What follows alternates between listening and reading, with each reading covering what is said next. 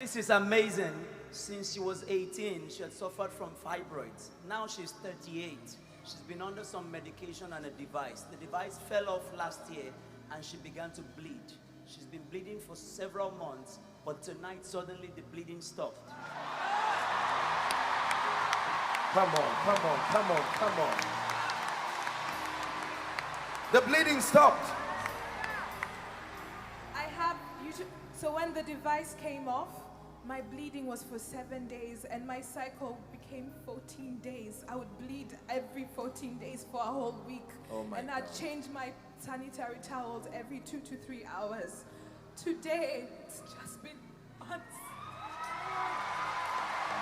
Give Jesus praise. Celebrate Jesus over Europe. You're watching a miracle right there. In the name of Jesus, you are free and free forever by the power of the Holy Ghost. In the name of Jesus.